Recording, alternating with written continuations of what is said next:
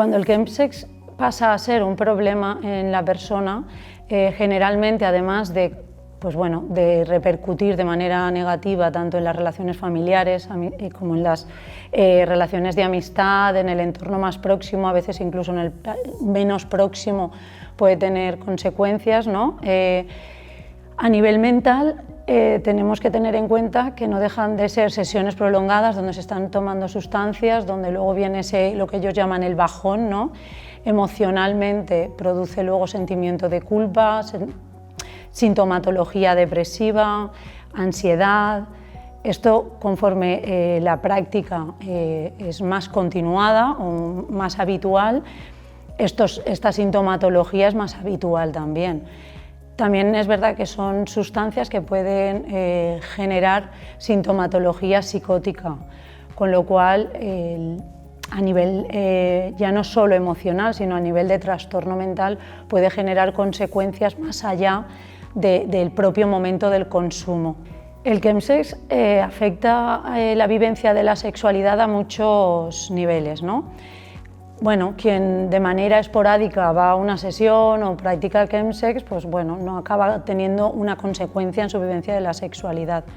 Pero existe una fuerte vinculación entre la sustancia y el sexo, con lo cual esto acaba siendo un problema a muchos niveles. Primero porque cuando identifico que tengo un problema con el uso de la sustancia, tengo una adicción, el querer mantenerme sin consumo me hace, en muchas ocasiones les produce el no poder tener relaciones sexuales, tienen problemas pues desde de excitación, de la libido, pero también de erección, de satisfacción de la propia relación sexual.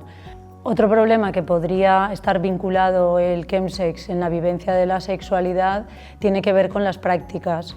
Al final, el tomar sustancias que desinhiben a las personas le permiten en muchas ocasiones realizar prácticas que de otra forma pues, no se atreverían incluso a veces ni a reconocer, ¿no? Que les gustan o que entonces esta desinhibición o estos contextos llevan a prácticas mucho más extremas o mucho más inusuales en algunos casos, ¿no? O menos normativas. Entonces luego desescalar esto y llevar a trabajar la sexualidad sin sustancias es complicado, ¿no? Entonces esa vinculación que existe entre el sexo y la sustancia o las drogas o la adicción, ¿no? Cuando ya llega a ser un problema, condiciona muchísimo la vivencia de la sexualidad. De hecho, para abordar la adicción a la sustancia es necesario intervenir o abordar el tema de la sexualidad para recomponerlo a la vez que se consigue esa abstinencia. Cuando las personas practican chemsex, es un contexto en el que se utiliza poco el preservativo o pocos medios de prevención, o sea, es un contexto de riesgo alto tanto para el VIH como para el resto de las ITS. De hecho, los estudios un poco lo que avalan es que es un contexto en el que el porcentaje de personas con VIH sí que parece que sea elevado, más elevado al que sería de la población ya no general, sino incluso dentro de los hombres que tienen sexo con hombres.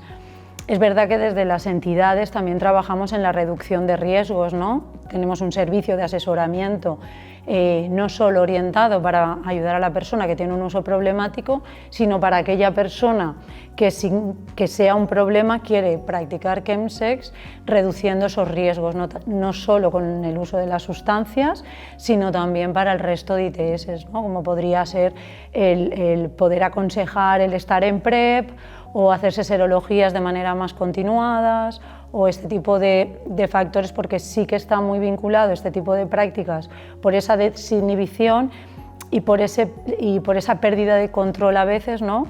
Una persona puede llegar con la intención de tener prácticas seguras, pero cuando hay un consumo de sustancias y además eso se prolonga en el tiempo y además hay diferentes parejas sexuales en una misma sesión, pues el riesgo va incrementando y al final sí que no se están tomando las medidas que a lo mejor previamente la misma persona pensaba que iba a implementar. La respuesta que se está realizando actualmente tanto al chemsex como una práctica sin uso problemático, como el chemsex con uso problemático para muchas personas, se está realizando fundamentalmente desde las entidades. Es cierto que se considera como un problema de salud pública y que se empiezan a implementar acciones o se empieza a tomar medidas desde los diferentes servicios públicos, pero la respuesta yo creo que no está aún lo estructurada o lo suficientemente estructurada como para el incremento de esta práctica que se está identificando. Por tanto, somos las entidades las que hemos tenido que asumir de alguna forma la intervención con estas personas. La intervención va desde el acompañamiento psicoemocional individualizado, la gestión de grupos, esos servicios de información y de reducción de riesgos, y sí que es cierto que intentamos o que nos vamos coordinando con las administraciones y que se van haciendo estudios, pero yo creo que el fenómeno nos va más rápido que un poco que las acciones que se están implementando. Y ahí es donde creo que tenemos que un poco ponernos las pilas, ¿no? para implementar, porque sí que se está identificando que cada vez son más las personas que llegan a las entidades y cada vez son las personas que llegan a las entidades con una problemática a lo mejor más compleja. Desde las unidades de adicciones también se trabaja con el chemsex, pero no tienen, como si dijéramos, servicios o profesionales especializados en chemsex. También se van formando y también intentan abordar la realidad, pero al final lo que estamos trabajando es de manera coordinada, desde las UCAs, desde los centros de ITS, como pueda ser el CIPS, pues al final lo que hacen es derivarnos a las entidades y trabajamos de manera coordinada, cada una con los servicios que tenemos y con los servicios que podemos ofrecer a estas personas para que puedan conseguir su objetivo, ¿no? Que generalmente es pues el no consumo, la recuperación de su sexualidad, el poder volver a un ocio sin sustancias.